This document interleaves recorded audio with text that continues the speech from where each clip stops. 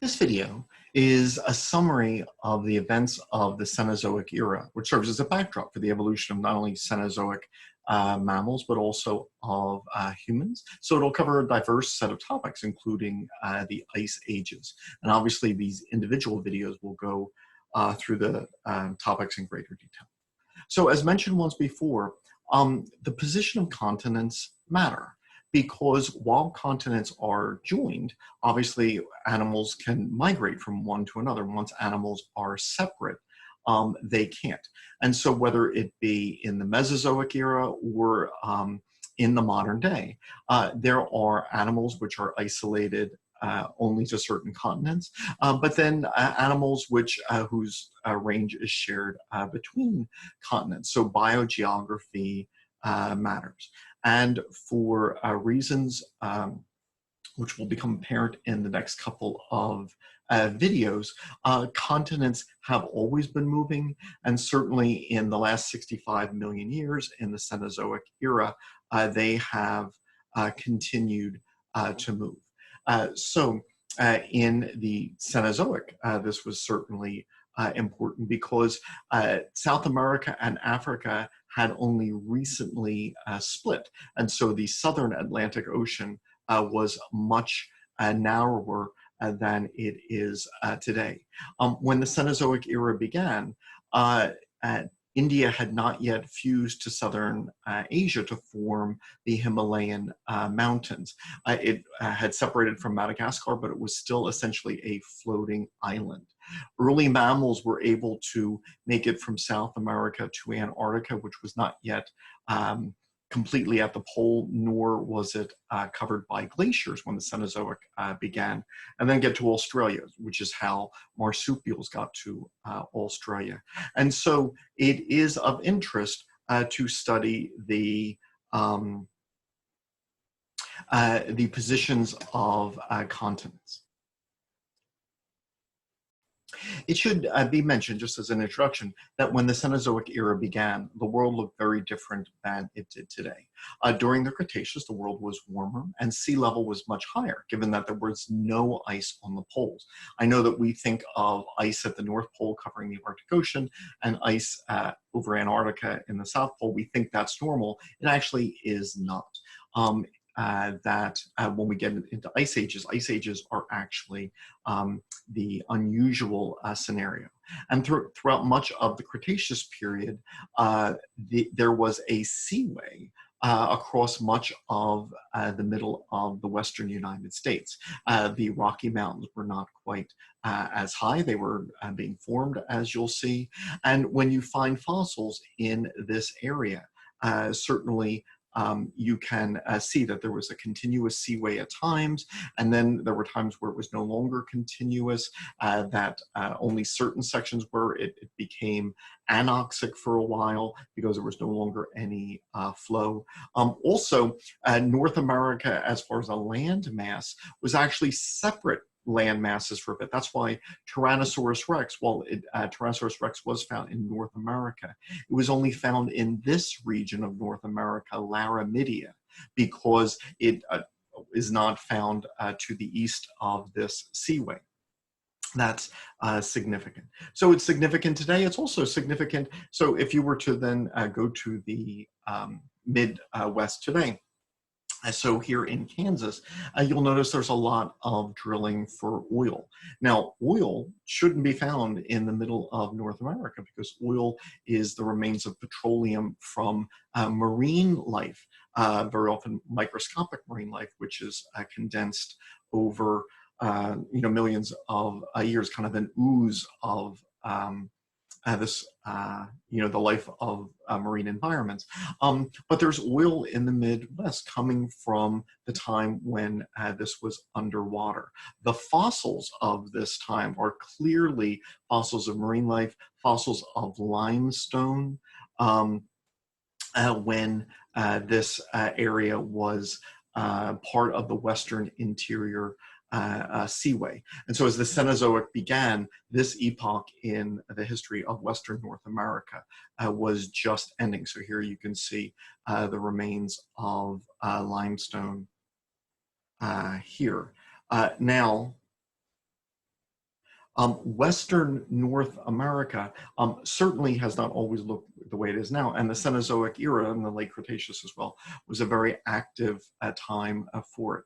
Once the continents started to separate as Gondwana, and I'm sorry, as Pangaea separated in the late Triassic, then plates began to move and mountains resulted. So when we look at the mountains of the West, they certainly were not always present. And their appearance indicates that they are far younger than the mountains of the East Coast, such as the Adirondacks, the Catskills, the Poconos, the Appalachians, etc. And so these mountains were forming far recently. So once again, at the end of the Triassic, North America began to move westward, which then brought it in collision with a couple of things. First, in the area that's now the Pacific, were once these separate land masses, which we call microcontinents or terranes. Some of them might have been volcanic island arcs. But in any case, as North America moved west, there were things in its way that it collided with that then became part of North America. So each of these colored sections are pieces of land which were added to North America, probably because in the ocean there were islands, there were microcontinents. So for example, New Guinea today would be a good example of a microcontinent. And they were then amalgamated to North America. As these collided very often, then this forced land up. And so these were times of orogeny or mountain building.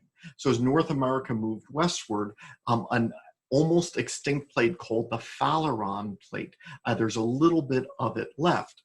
North America went over it. It subsided under North America, and then this provided a lot of the uplift to create these mountain ranges. This went on for an incredible period of time. There were separate mountain building events to distinct mountain ranges in the West, such as the Rockies, and much more recently, the Cascades. And so these mountain building events, the orogenies, you can see that some happened in the Jurassic to Cretaceous, some from the Cretaceous to the Eocene, and the Cascade Mountains have been formed in the Cenozoic, which is much more recent. Even more recently, the Hawaiian Islands and near Alaska, the Aleutian Islands are forming. Now, in addition to plate tectonics pushing plates together and this causing uplift, what can happen is at certain plates there can be an upwelling of mantle material, which is relatively stable. And so then as a plate moves, then these volcanic eruptions from the heating from the mantle cause rock to form, which can either result in what's called a seamount if it's underwater, all right, or this can form an island if it becomes large enough. And what you can see very often is if a plate is moving, a mountain will form over this hot spot. But then as the plate moves, then another mountain, a younger area of volcanic activity, will form then next to the last one. And so if you were to look at the Hawaiian Islands, the westernmost island formed 5.1 million years ago. And as you go eastward, the islands get younger and younger. So apparently there is a stationary mantle plume. And as plates pass over them, then these separate volcanic islands are forming. This has been going on through most of the Cenozoic era, because the Hawaiian Islands are part of a much larger chain, which include the Emperor seamounts. And so in millions of years, you can look at some of them, near the beginning of the Cenozoic, 60 million years ago, were forming. And so these parts of our modern world were forming during the Cenozoic era. Certainly most of what we consider the modern ocean floor is relatively new. If one were to study plate tectonics, the age of rocks from the bottom of the ocean, the way that magnetic north switches, then one would be able to see that new ocean crust is continually being created at what's called the mid-ocean ridge in the middle of the Atlantic. So here there is a crack, and as mantle material upwells through it, this creates rock which pushes the continental plates farther and farther away from each other, which means that this bright red material, that is the youngest, the newest material, while this darker red material is much older, and eventually that will go underneath the continental crust, because continental crust is lighter. And so if you were to then date the ocean floor, you find that along these mid-ocean ridges here in red, this is where the youngest rock is, say from 0 to 5 million years in age. When you look at the areas lateral to that, you'll get a rock which is older, from the Miocene, from 5 to 23 million years of age, etc. And so as you go farther from the place where new oceanic crust is formed, the bottom of the ocean gets older and older. Most of the ocean floor, as you can see, is pause. So the Cretaceous is here in purple, but everything else is new to the Cenozoic era, the last 65 million years. And so the world looked very different when the Cenozoic began. India was not part of Asia yet. The mountains of the western US were not done yet. The Hawaiian Islands did not exist. Most of the ocean seafloor did not exist. And so geologically, it's fascinating to study how the modern world was formed, but obviously then that affects the biogeography of the animals of the Cenozoic. The continents were in different positions. And so there were migrations which were possible during the later Cenozoic, which was not possible in the early Cenozoic. For the most part, in the early Cenozoic, most of the continents were floating islands. And so therefore, because we didn't have many of the connections which we have today, India was not connected to Asia, Africa was not touching Europe or the Middle East, the Americas weren't touching, that while there are apparently some animals which were able to travel, so somehow monkeys got from Africa to South America, for example, many mammals in the beginning of the Cenozoic are what we call endemic to certain regions of the world. So South America had organisms that only exist on South America, many of the giant birds, many marsupial predators, giant armadillos, giant ground sloths, a number of herbivorous mammals that only existed in South America. Horses were native only to North America for a long time. Elephants were native only to Africa. And so because there was less movement from continent to continent, animals were endemic when the Cenozoic era began. The groups of living things were very different. When the Cenozoic began at what was known as the Paleocene epoch, most modern orders of mammals did not yet exist. And many of the orders that did exist are extinct today. So if you were to ask what groups of modern animals were alive then, the first elephants were, although they didn't look like modern elephants, they just had enlarged lateral incisors instead of big tusks. There were armadillos and anteaters, there were some rodents, but that was about it. There were certainly many of extinct groups, like the ancestors of the hoofed animals, the condylarths, the extinct predators, the creodonts, cousins of primates called plesiadaptiforms. And so there were a number of mammals alive in the Paleocene, which are not alive today.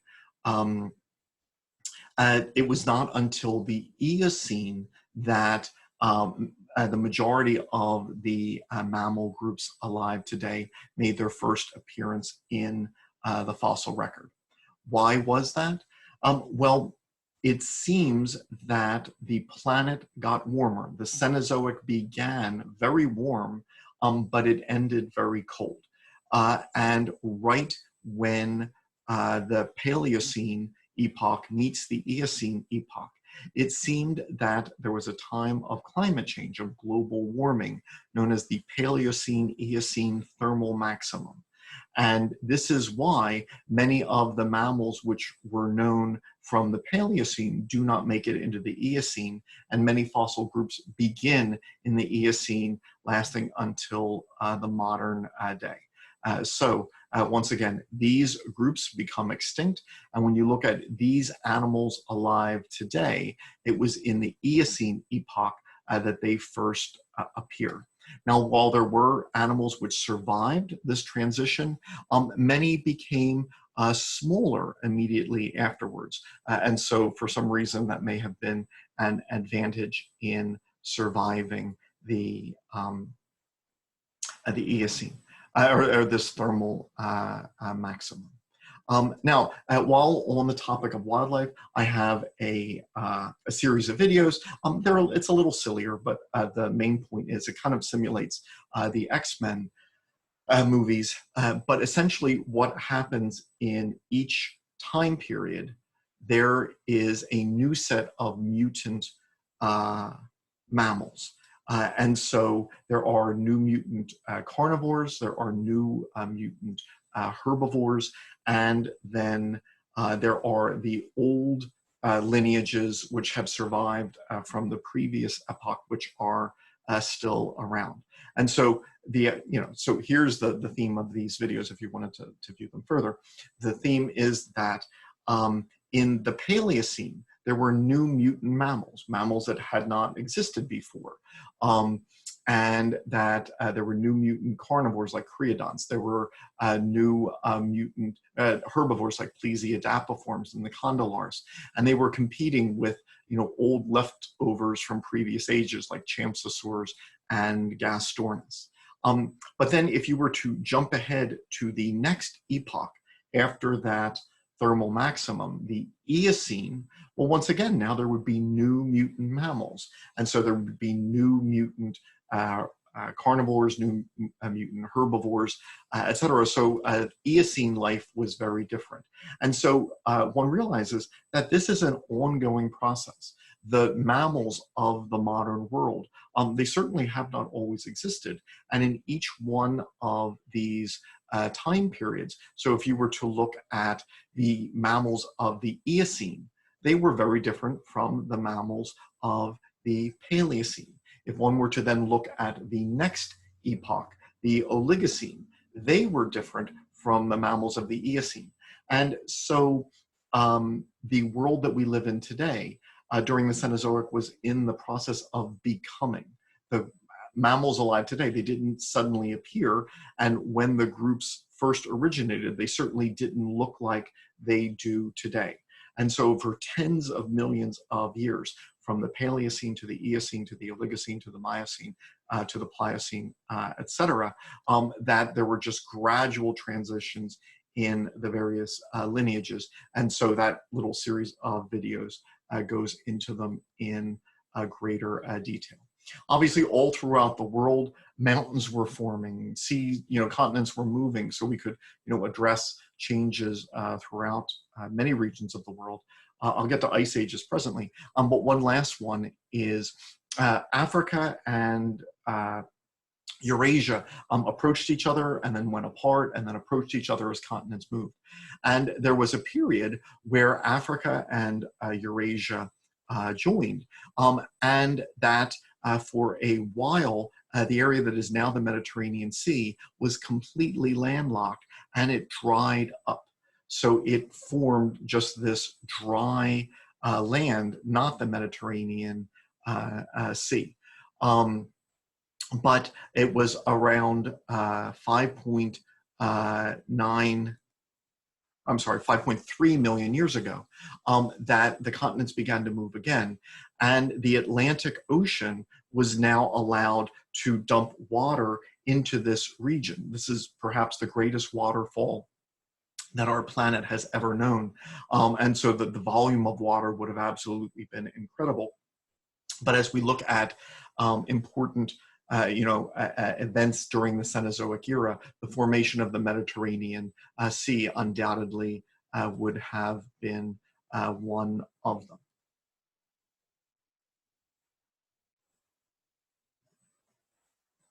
I'm sorry, let me do one other. Ice ages are obviously a very important part of the Cenozoic era. So it is not normal to have ice at the South Pole, permanent ice. It is not normal to have permanent ice at the North Pole. We think it is. Hasn't there always been ice over Antarctica or the Arctic Ocean?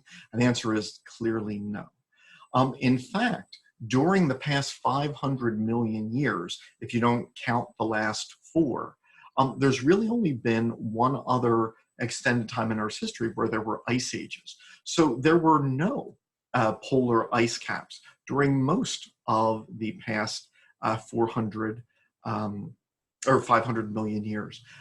In the late Paleozoic, there was a period known as the late Paleozoic Ice Age, where the southern continents, which had fused together to form the supercontinent Gondwana, they occupied the South Pole, and that ice sheets spread from there. This ice age affected the southern continents with glacial advance, but not the northern continents. At first, it was thought that this was odd. Why would it affect the southern continents? And why were the glaciers moving from below? They weren't advancing from where the early geologists thought ice sheets would spread from. And so this was part of the information which led to the understanding of tectonic plate movement and Gondwana. But let me point out one of the things which was contributing to this. One, there was a big block of land over the South Pole. So the last time that there was an ice age in the late Paleozoic, there was a mass of ice at a pole. And as the Paleozoic reached its middle, so from the Devonian into the Carboniferous, the northern and land masses were coming together, forming Pangaea, which meant that this ocean was then disappearing. So you have land at a pole, and you have this land mass, that ocean disappearing. Why am I stressing that? Well, if you were to ask what causes ice ages, there's still stuff we don't know. There's probably a lot of factors like tilt in the Earth's orbit, or maybe a solar cycle. But one of the biggest factors is, it seems, if water is free to move on this continent or on this planet, we don't have an ice age. So when Pangaea existed throughout the Mesozoic, and it broke up obviously partway through the Mesozoic, there was no land at the poles, and apparently water could then distribute itself around the planet. So if water could go from cold areas to warm areas, apparently that distributes heat along our planet in such a way that ice ages don't happen and permanent glaciers don't form. So apparently that's one of the keys to not having an ice age, is to have water free to move. But if you now jump ahead to the modern day, Antarctica migrated so that it occupied the South Pole. So water isn't going over the South Pole to redistribute heat. The northern continents encircle the North Pole. When you look at Canada and Alaska and Greenland, when you look at the north of Europe and Russia, they almost encircle the North Pole. So while a little water can move, it's certainly not as free as it might otherwise be. There used to be a Tethys Ocean where many of the early whales were found, so that one could swim, from the Atlantic underneath Asia. India hadn't fused yet to India. And so there used to be a seaway here, but India fused to Asia, Africa fused to Eurasia. And then 4 million years ago, 4 million years ago, Central America, for the first time, united North and South America, which now stopped water from going this way. Right after that, the ice ages started. And so during the Cenozoic, our planet became progressively cooler and drier. It was hot at the beginning of the Cenozoic. Once again, there was that thermal maximum between the Paleocene and Eocene. But from that time on, these events, Antarctica restricting water flow over the South Pole, the northern continents ringing the North Pole, India and Africa limiting the once extensive Tethys Seaway, and then finally 4 million years ago, South America fusing here, the Earth became cooler and drier. So grasslands spread, and that's why horses and camels, spread with this new type of habitat. The early leaf-eating elephants give rise to browsing elephants. The apes, which were in the trees, now became upright, walking apes in more open environments. And so the restriction of the flow of water is a key to the ice ages which would come. Once again, there are probably other factors, but that was certainly a major one. Just one last point was just as that Phaleron plate was forming the Rocky Mountains, then the same was true of the Caribbean. So it seems like the Caribbean plate might actually be a leftover of this, or certainly that this went underneath.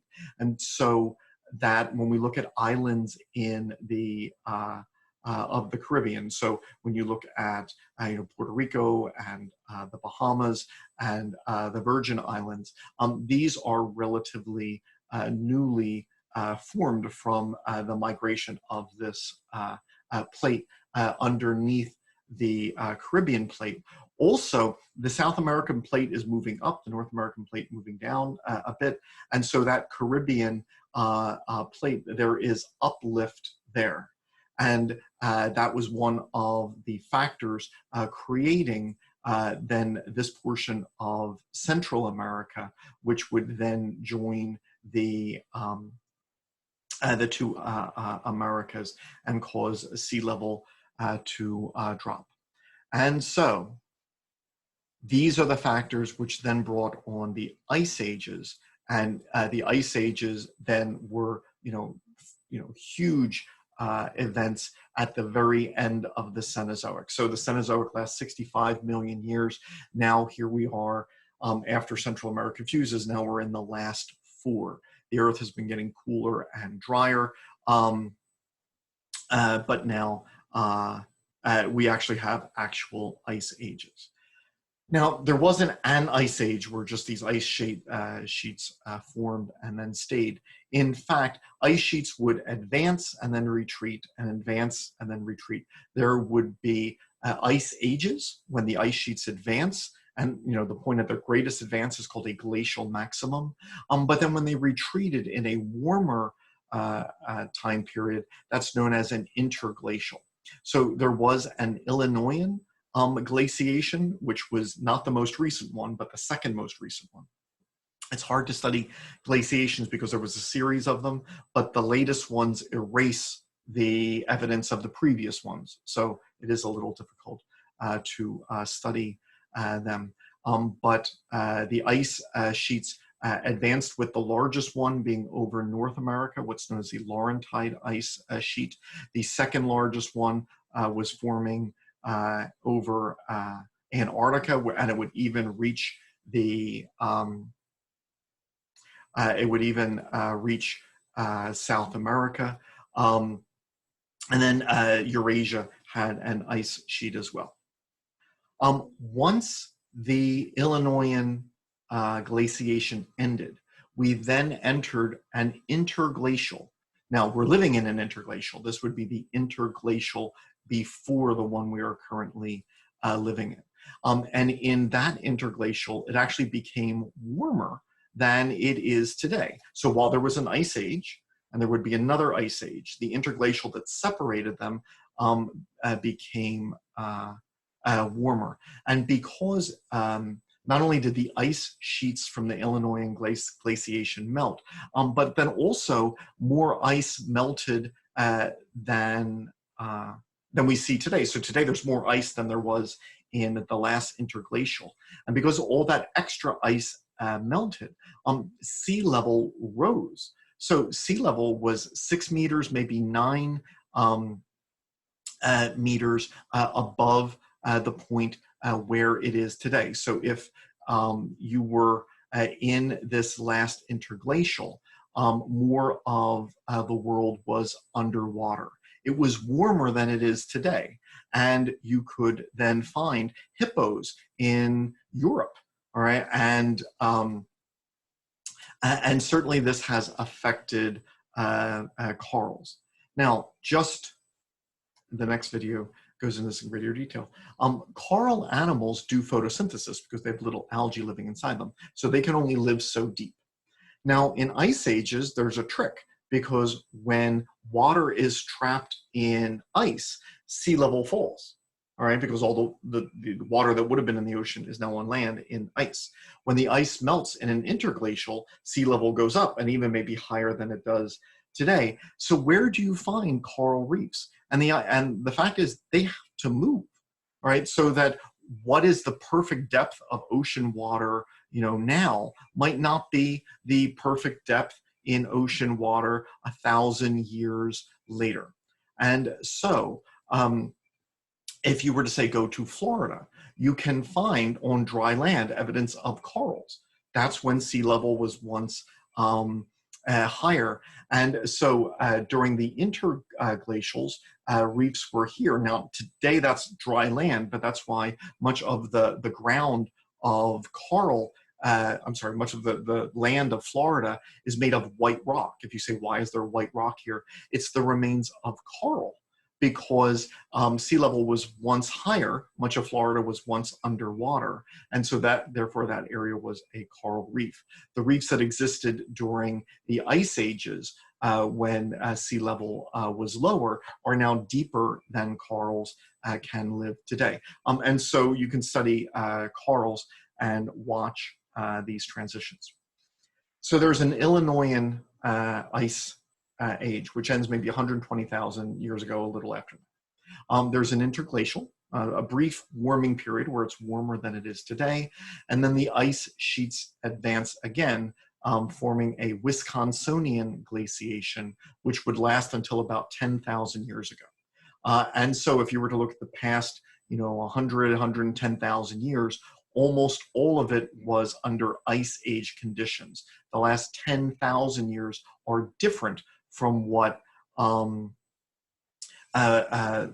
most of the last 100,000 years have been.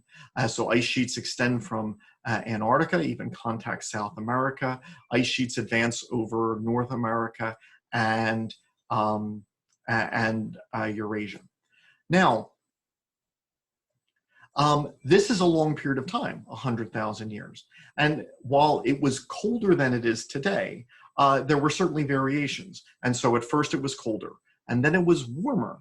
Then it gets colder again. Now, maybe that was, for ice age reasons, but also there's a supervolcano in Indonesia, which erupts 73,000 years ago, called Toba, and maybe its ash also contributes and is another variable.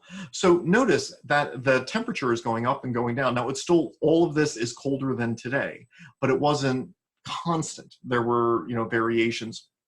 And clearly, life would have had to have adapted to that. And look, it must have been very difficult for life to survive, because we have been, in a sense, spoiled. For recorded history, climate has been relatively stable. All right, it doesn't have to be that way. Climate can be much more variable, with getting colder, warmer, colder, warmer. That obviously makes it difficult for organisms to adapt. Now, remember that when the interglacial started, when the interglacial ended, that sea level was much higher than it is today. But once the ice age started, the Wisconsinian glaciation, that more and more water was trapped in, and more and more water was trapped on land, and this then caused sea level to drop, right? And so if this had been sea level, then in the modern world, if you were to then go towards what was called the last glacial maximum, so the maximum of the Wisconsinian glaciation, this is when the ice sheets had their greatest advance, and this then would be when the sea level fell the most. At first, when the ice age started, sea level quickly dropped to maybe 50 meters below where it is today, so 150 feet lower.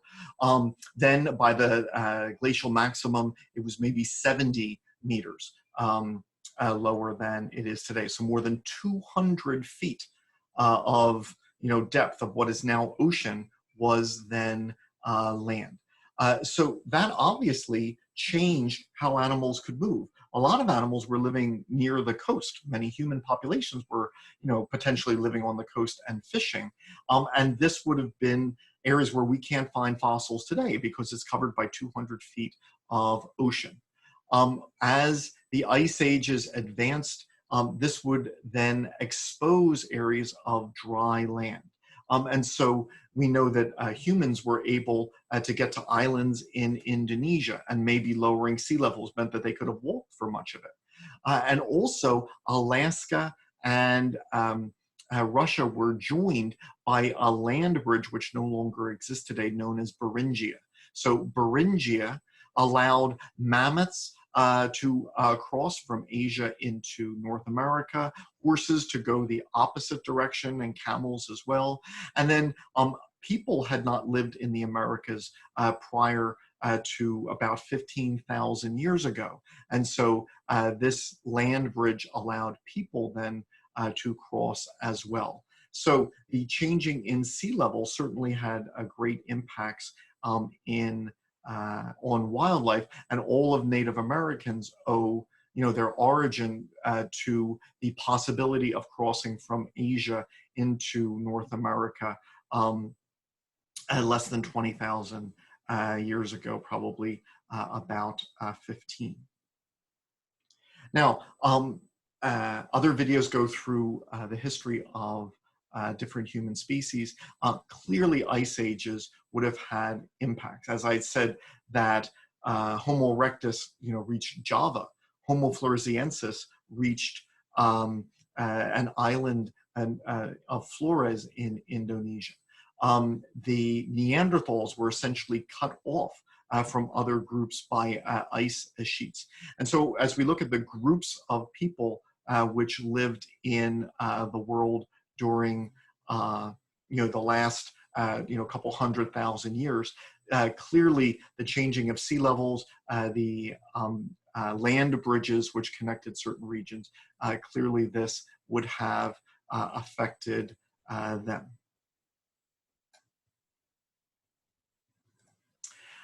Obviously, that ended.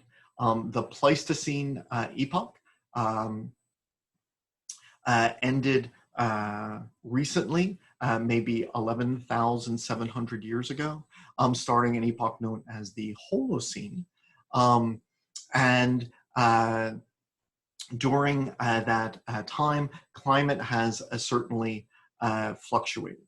Now, one of the things I'd like to consider is the effect that this might have had on ocean currents. Today, if you ask why is Europe warmer than areas of North America at the same latitude? And the answer is there are warm water currents and cool water currents which distribute heat along our planet. Well, the melting of ice, which began as the last glacial maximum ended a little more than 10,000 years ago. This would have then affected these currents. But there are a couple of periods of time where there are what are known as Heinrich events, where the planet seems to be getting warmer, getting warmer, getting warmer, but then all of a sudden it gets cold. Um, and parts of the world may even go a little bit back into an ice age. And it's thought that as these ice sheets were melting, that a lot of cold, fresh water coming into the North Atlantic might have disrupted the currents of the world, which then would have then altered global climate and would have caused some fluctuation. So there are these events known as Heinrich events, where at specific moments in recent history, a planet that was gradually warmer suddenly got colder for a bit, and then got warmer again. Now, in addition, there is a time period known as the Younger Dryas. So let me just go to this image here. So once again, a lot of the climate we have today depends on this current. So this current, where cold water is going in certain areas and then warming and then coming back, much of our climate is determined by this. And if you were to ask, how has temperatures changed in the past 20,000 years? Look, the planet was kind of getting warmer, but look, in that Heinrich event 1, it suddenly got colder. So we think what happened was that current might have gotten disrupted by all of that cold, fresh water coming in to the North Atlantic and disrupting that current. But then it got warmer, and then it gets much colder again. So Europe, which was coming out of an ice age, goes back into an ice age briefly, not for that long a time. But what happened here before the climate gets to its current point? Now, before I had said that we're spoiled and that our recent climate has been relatively stable. Here's what I mean by that. That's relatively stable compared to what had happened in a comparable amount of time previous to that. Well, the Younger Dryas, what we believe happened was that as the world's largest ice sheet was receding, this Laurentide ice sheet, which covered northern North America, that it formed this huge area of meltwater, a huge inland lake known as Lake Agassiz, named after the great geologist who was the first to propose the idea of ice ages. Now, this was so big, it lasted so long, that there would have been times that it would have had different outlets, different rivers, leading to different parts of the world. But we think that there was one specific event where an ice dam must have broken, and that this huge lake, much larger than the modern Great Lakes, and in fact, the Great Lakes are, to a large extent, leftovers of this once larger lake, that Lake Agassiz suddenly found an outlet to the North Atlantic. And just like those Heinrich events, that introducing all of that cold, fresh water into the North Atlantic disrupted that, that current, which then made the Earth much colder and caused this climate chaos. Now, before going on, this will get to the modern day in just a second. So we think that in the past 20,000 years, there have been 2 events. And before that, there were other Heinrich events, so maybe even more further back in history, where the climate of our planet was thrown into chaos because cold, fresh water in the North Atlantic disrupted the current,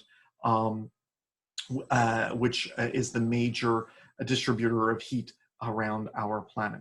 And I say that because with human-induced global warming, Greenland is melting and the Arctic ice is melting. And so twice we have seen climate, changes caused by introduction of cold, fresh water into the ocean in the North Atlantic. And our human activity is currently causing a great deal of cold, fresh water to be released into the North Atlantic. That might be something to watch in the future. Now, before kind of moving into the final phase, here's kind of a sillier video. So I'm kind of pretending to be a Neanderthal in this case, where a Neanderthal is kind of chiding Homo sapiens, the species which replaced it. Because the Neanderthal, is arguing, my species adapted to a specific set of climate conditions, but now my species is gone because the climate changed in a way that we weren't as well adapted to, and another species took over. So my species, suffered its downfall, at least in part, because of climate change. And then this Neanderthal is then saying, well, you Homo sapiens, you've adapted to a specific climate. Your cities are near the coast. You plant crops in certain areas.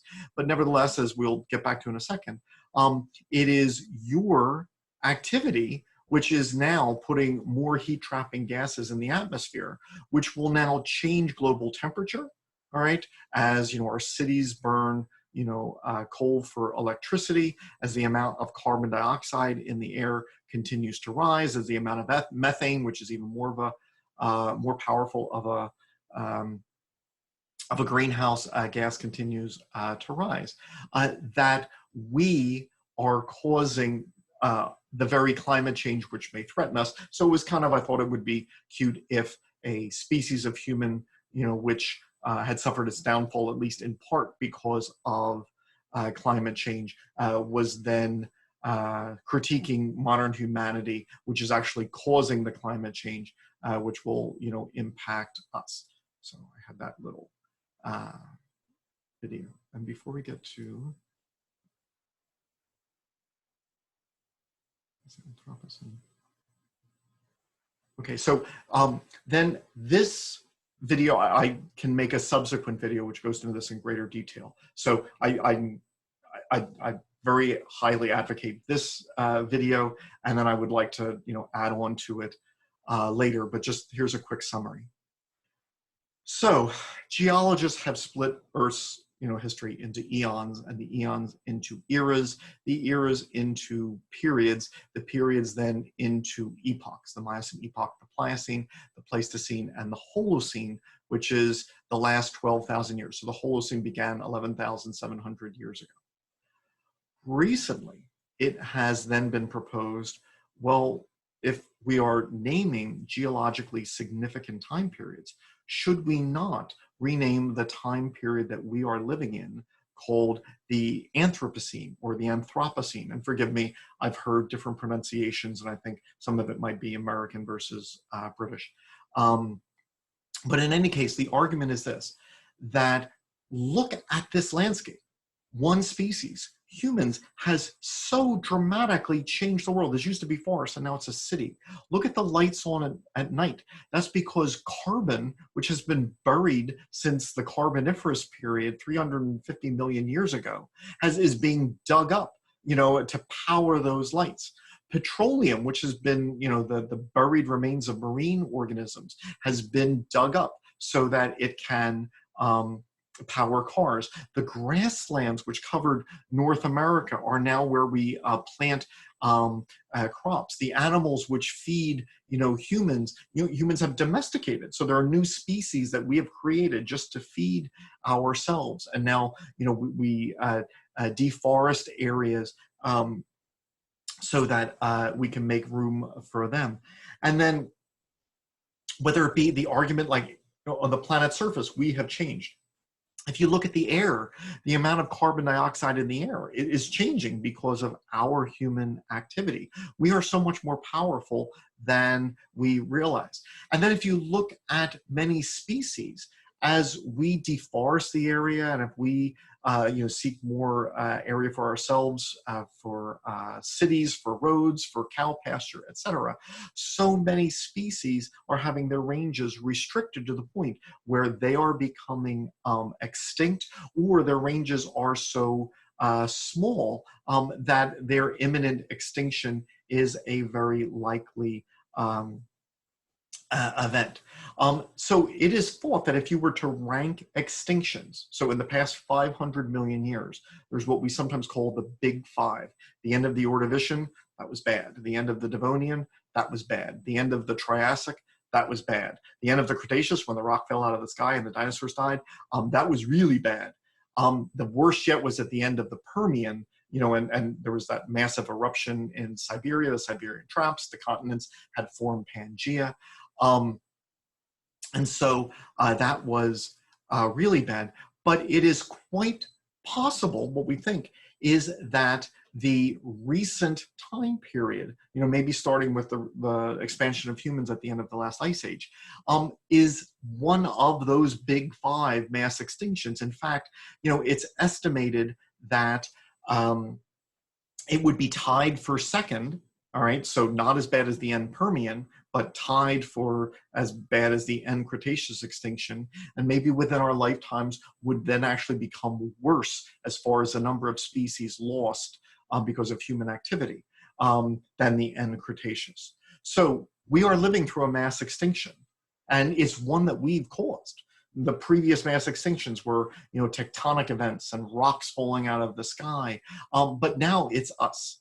And so there is the argument that we should rename this last time period for ourselves, the Anthropocene, to recognize that our one species, not being proud, this is not boasting, look how great we are, look how powerful we have become to the point where our impact is geologically significant.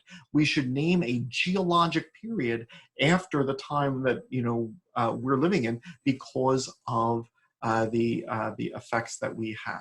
Now, this is still kind of in the proposal phase, and one of the problems is if you were going to name a time period, the Anthropocene, when would you start it? Would you start it, as the ice ages go extinct and you have the extinction of the large mammals, the cattle spread throughout Asia, and so would you start with the Industrial Revolution? And so we could argue over that.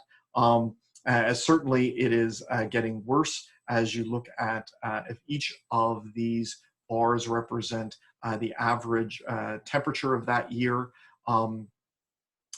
Notice that if the yellow bar represents the average global climate for the 20th century, 1900 to the year 2000, that when the 1900s began, every year was colder than this median. But then since then, it has just gotten hotter and hotter because of human-induced climate change. And so as we look at whether it be the history of life or just the last 65 million years in the Cenozoic era, we end with one species not only adapting in ways that no others ever have. Our huge brain, our dexterous hands, and our upright walking and running have given us the ability to spread throughout continents, to make tools, to hunt better.